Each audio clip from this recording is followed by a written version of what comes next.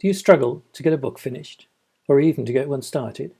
Well, I've been in that position too, but now I have a method, a process, and I'm going to share it with you. This is what works for me, and it might work for you too. My name is David Penny, and I write historical mysteries set in southern Spain in 1482. Hardly a niche market at all, is it? When I was first published, far back in the mists of time that were the 1970s, when everyone wore flares and tank tops, me included, I had never heard of craft lessons or of training to be a writer. There were some books around, I'm sure, but if they were, I'd never seen a copy of any of them. So what I did was sit at a typewriter and I started to write. When I got to 280 pages, what was meant to be 60,000 words, I stopped. If there were mistakes, depending on how many they were, sometimes I had to retype the entire manuscript over. So don't let anyone tell you those were the magic days of writing. And the end result of this workflow? Well, we're in mixed company here, so I can't use the words I would normally do, but the book stank. They were a plotless stream of consciousness with no character development and no conflict. But somehow I managed to sell them. 4 of them. I was even paid in advance by my publisher. Not that it was much, nor did I ever see any other royalties. But hey, I was a published writer. And back then, that felt pretty damn good. Then I stopped writing. I won't go into why, but it was 35 years before I returned to it. And when I did, the world of publishing had changed beyond all recognition. Now there were these beasts called indies who self-published their own work, who rejected the services of publishers to strike off in their own directions. I became one. The idea appealed to me. And, to be honest, I was too impatient to wait through the process of acquiring an agent and then selling my book. I had changed too. Maybe it was in the intervening years. Maybe it was simply easier to find information now. But I became a craft junkie. I bought and read dozens of books on how to write, from Blake Snyder's Save the Cat, which is brilliant, to Robert McKee's Story, which is also brilliant, but much tougher. And I became organized. Not at first, but pretty soon I discovered it was easier to be organized than not. So after a while, after writing a couple of books, I created a method which I have used ever since. I'm going to take you through it step by step, in case all, any, or even one of the stages might help you too. I'm aware that this level of control doesn't appeal to everyone. And if you're of that persuasion, then this presentation probably isn't for you. We're all different. We all write in a way that works for us. This just happens to be my way. The spreadsheet you see on screen is where I always start. It's been refined over time, updated when events change. I've even taken into account such elements as needing to spend time with my family and taking a holiday. Before starting each book, I play around with a spreadsheet like I am here, plugging in different values, finding out what's going to work, finding out when my book will appear. Notice I say will appear, not might appear. I've used this technique on the last 3 books and always hit my deadlines. It's been tough sometimes, but I'm not a perfectionist, and sometimes the adage good is good enough comes into play. So let's dig in and look at each of these stages in turn. I like a good plot. Not everyone is of the same mind. And don't get me wrong, I also like character development and some depth of storytelling. But for me, it's the plot that drives everything, that makes people change, that draws out their inner conflicts. So that's where I start. From experience, plotting takes me around 6 weeks. I use my research material and that initial idea, and then pieces of paper, card, and a mind map to create a detailed outline. This can be as short as 6,000 words or as long as 20,000 words. I'm aware this method doesn't work for everyone. I've spoken with other writers who say plotting to this level of detail stifles their creativity. But for me, I find the plotting liberates my creativity. Once I know where I'm going, once I can see the boundaries, my imagination is free to soar within each scene. My first milestone occurs once I've nailed the plot down. Before I do anything else, I email my editor and book her in for around 14 or 15 weeks away. I do this because I know she's busy and can be booked up months in advance. I also do it because it provides a deadline for me I'm going to have to meet. Without that deadline, there would be less pressure on me to finish the next stages. And those are important. They're to write the book itself. Using my outline, which by now is transferred into Scrivener, I start to write scene by scene from start to finish. I know others who work to an outline like to jump around, but we're all different, and personally I prefer to go sequentially. But everyone needs to create this first draft in the way that suits them. I don't get writer's block, and I hope now I've said that, it doesn't strike me down tomorrow. I don't get it, I believe, because I know what my next scene is, and I'm hungry to get there. I also don't get it because I sit at the screen a set number of hours a day, usually 7 days a week during this first phase, until that first draft is done. Sometimes I sit and do hardly anything, but eventually the words do come because it's easier to write them than to stare at the window. The first draft will take me around 9 weeks. That's 100,000 words in 60 days. It sounds a lot, but when you break it down, it's no more than 1,700 words a day. If you don't want to work weekends, it goes up to just over 2,000 words a day. I believe anyone who wants to call themselves a writer should be aiming for that level of output. And if not, well, update the spreadsheet. Give yourself longer. Take more time to write your book. At the end of the first draft, I might take a break. But if I do, it's always short. I know you're supposed to put your manuscript away for a month, 2 months, the longer the better. I'm afraid I don't. It's the way I work, and it may not be the way you want to work.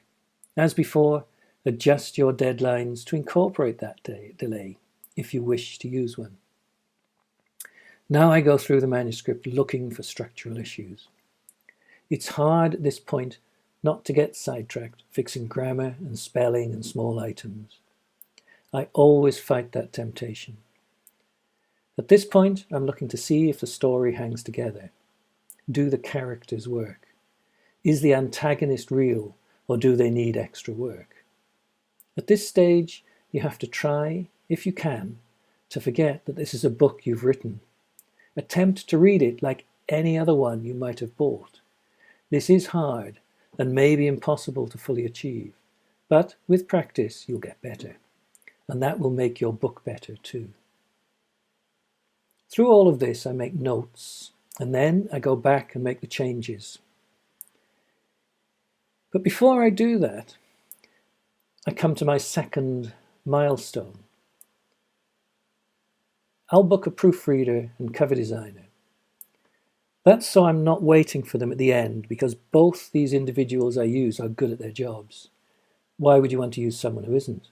And so they need a reasonable lead time. I'm going to admit to something now that always gets me into trouble. I only do 3 drafts of any book, no more.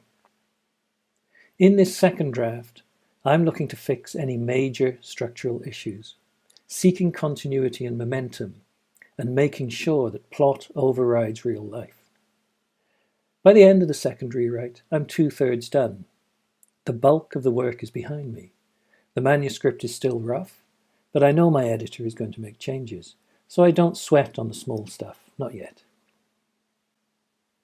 I come to another milestone now, and that is to put the book on pre-order on KDP. When I first started working with my editor, I left this stage until after her changes came back. But with each book I learn more lessons and there are fewer changes.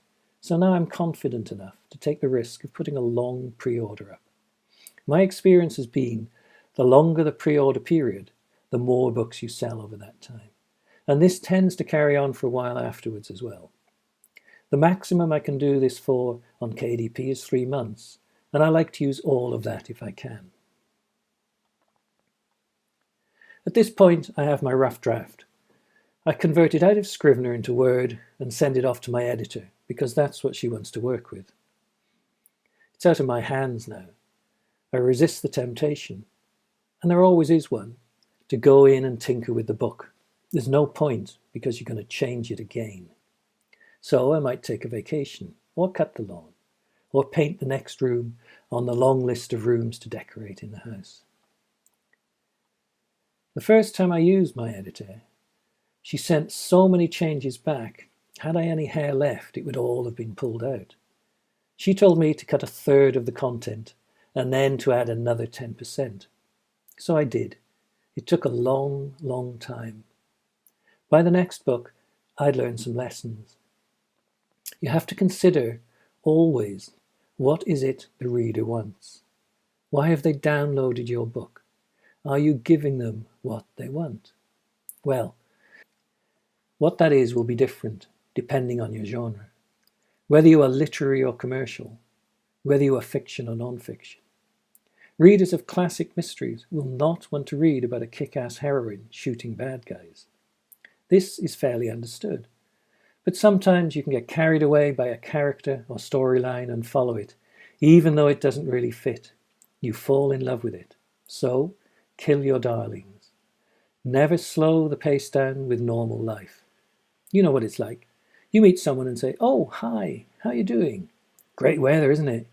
Oh, you're just back from holiday. Wow, where did you go?" Yes, it's real life. And this kind of real life doesn't belong anywhere in a novel.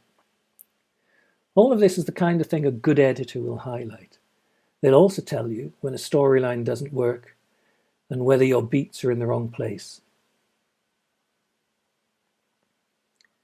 This next part hurts. It really hurts. You get the book back from the editor and there are all these changes they're asking for. All the beautiful scenes you loved, she says don't work. But believe everything your editor tells you. Trust them. After all, you've paid them for one, and secondly, they are distanced from your work. They see it. Good parts, flaws, everything.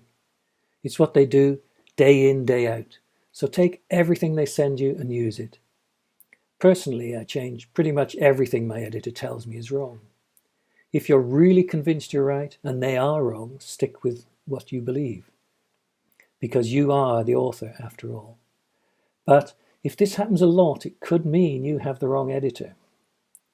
Making these changes now takes me around a month. Because like I said, I know what my editor expects and will often foresee what she's going to say. There are times I'll be writing a scene and a voice will pop in my head and say, "What would Sarah say?" And I change what I've written. After the structural edits are complete, the book goes through 2 proofreading stages. The first is done by me. Here, I check sentence structure. Is it elegant enough? Does it actually make any sense? Is it too long? Is there a change of pace, or are all the sentences the same length? Then I check for spelling, knowing I'll miss a lot, but that's what the next stage is for.